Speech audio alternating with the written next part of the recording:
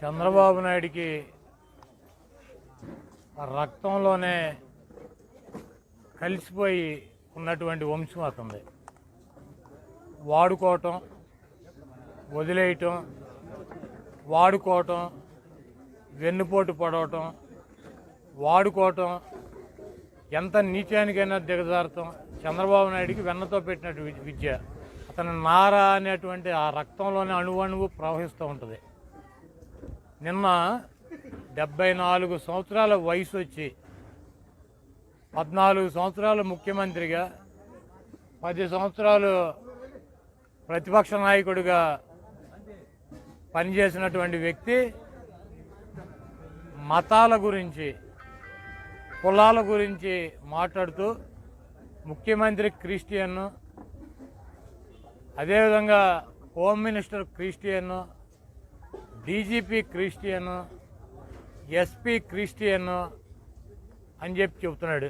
అంటే నీ ఉద్దేశంలో క్రిస్టియన్స్ అంతా క్రిస్టియన్స్కే పనిచేస్తారు, ముస్లిమ్స్ అంతా ముస్లిమ్స్కే పనిచేస్తారు, హిందువులంతా హిందువులకే పనిచేస్తారని చెప్పి నువ్వు భావిస్తున్నావు అని చెప్పి నేను చంద్రబాబు నాయుడు సూటిగా ప్రశ్నిస్తున్నా.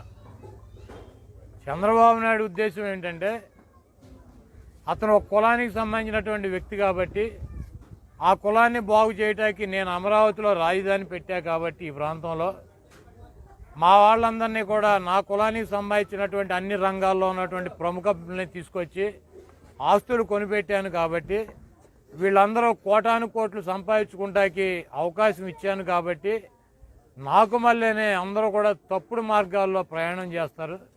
నేను ఏ రకంగా కులాభిమానాన్ని, మతాభిమానాన్ని చూపించి నేను మా వాళ్ళకి ఏ రకంగా ఈ రాష్ట్రాన్ని దోచిపెట్టానో అదే రకంగా మిగిలినటువంటి మతాలకు, కులాలకు సంబంధించినటువంటి వ్యక్తులు కూడా ఉంటారని చెప్పి చంద్రబాబు నాయుడు భావిస్తున్నట్టు ఉంది. ఒకసారి ఐఏఎస్ కావచ్చు, ఐపీఎస్లు కావచ్చు, ప్రజాప్రతినిధులు కావచ్చు, ముఖ్యమంత్రి కావచ్చు, మంత్రులు కావచ్చు, శాసనసభ్యులు కావచ్చు, మనము చాలా స్పష్టంగా ప్రమాణం చేస్తాం.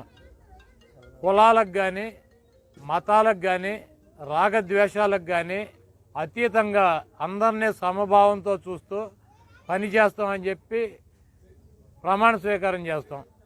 ఈరోజు పెద్దలు ఈ ప్రమాణ స్వీకారం చేయాలి, ఇవన్నీ కూడా ఎందుకు పెట్టారో ఈరోజు చంద్రబాబును చూస్తే అర్థమవుతుంది. ఇటువంటి నీచులు, నికృష్టులు 14 సంవత్సరాలు ముఖ్యమంత్రిగా, 10 సంవత్సరాల పైన ప్రతిపక్ష నాయకుడిగా ఒక రాజకీయాన్ని, పార్టీని నడపడానికి అవకాశం కల్పించింది ఈ రాష్ట్రంలో ఉన్నటువంటి హిందువులు. ఒక్క హిందువులే కాదు, అతనికి ఈ రాష్ట్రంలో ఉన్నటువంటి క్రిస్టియన్స్, ముస్లిమ్స్, హిందువులు, అన్ని కులాలు, అన్ని మతాలు, అన్ని వర్గాలు ఓటేసి ఆదరిస్తేనే చంద్రబాబు నాయుడు ఈరోజు ఈ స్థానంలో ఉన్నాడు. ఈరోజు వాళ్ళతో పని అయిపోయింది.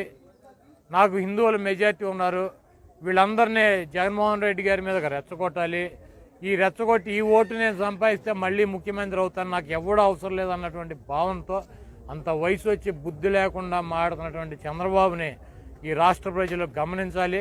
ఉచ్చము నీచము లేనటువంటి దేవుడు లాంటి ఎన్టీ రామారావుకి, పిల్లనిచ్చినటువంటి ఎన్టీ రామారావుకి, దేవుడు రూపంలో ఉన్నటువంటి ఎన్టీ రామారావుకి వెన్నుపోటు పడిచి ఆయన్ని మెడపట్టి సస్పెండ్ చేసి బయటికి గెంటి పార్టీలోంచి ఆయన పార్టీని లాక్కుని ముఖ్యమంత్రి పదవిని లాక్కుని ఆయన చావుకు కారణమైనటువంటి ఈ చంద్రబాబు నాయుడు చిత్తకత్తి కుక్కలు అంటాడు. ఇతను హిందువు కాదు, క్రిస్టియన్ కాదు, ముస్లిం కాదు, అసలు ఇతను మనిషే కాదు.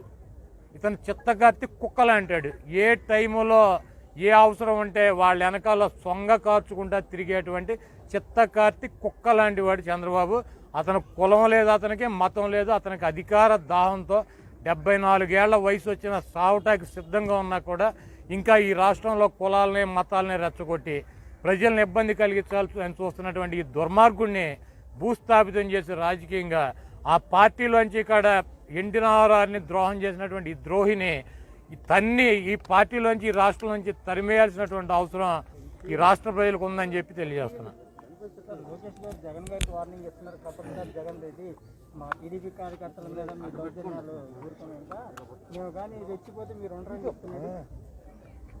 లోకేష్ అనేవాడిని పప్పునాయుడు అంటారు. ఆడి బాబు వల్లే ఏం కావాలి జగన్మోహన్ రెడ్డి గారిని చేయటం. జగన్మోహన్ రెడ్డి గారు అనేవాడు ఒక వ్యక్తి కాదు. వైఎస్ జగన్మోహన్ రెడ్డి అంటే ఒక పేరు, ఒక వ్యక్తి అనుకున్నాడు. వైఎస్ జగన్మోహన్ రెడ్డి గారు అంటే ఒక వ్యవస్థ. వైఎస్ జగన్మోహన్ రెడ్డి గారు అంటే ఒక శక్తి. ఈ రాష్ట్రంలో అత్యంత ప్రజాదరణ నుండి ఆ పైన ఉన్నటువంటి భగవంతుడి ఆశీస్సులు, రాజశేఖర రెడ్డి గారి ఆశీస్సులతో ప్రజల కోసం పనిచేస్తున్నటువంటి ముఖ్యమంత్రి జగన్మోహన్ రెడ్డి. ఈడు ఈ పప్పుగాడు తినటం, తిరగటం, దున్నపోతులా పడుకోవటం. జగన్మోహన్ రెడ్డి గారికి వార్నింగ్ ఇవ్వటువంటి బొఫ్ఫును గాడు. నేను గతంలో కూడా చెప్పా, ఆయన పెట్టినటువంటి అభ్యర్థి చేతిలో మంగళగిరిలో ఓడిపోయినట్టు చిన్న మిడత ఈ లోకేష్. ఏదో తండ్రి ముఖ్యమంత్రి, తాత ముఖ్యమంత్రి కాబట్టి దొడ్డిదారిని ఎమ్మెల్సీ అయ్యి 3 మంత్రి పదవులు ఎలగపెట్టి నేను ఏదో పెద్ద పోటుగాడిని అనుకున్నా. పిచ్చ వాగుమాక మూతి పళ్ళు రాలుతాయని చెబుతున్నాం. మళ్ళీ దానికి నేను కట్టుబడి ఉన్నాను. జగన్మోహన్ రెడ్డి గారి గురించి ఎక్కువ మాట్లాడితే మూతి పళ్ళు రాలు కొట్టించుకుంటాడు.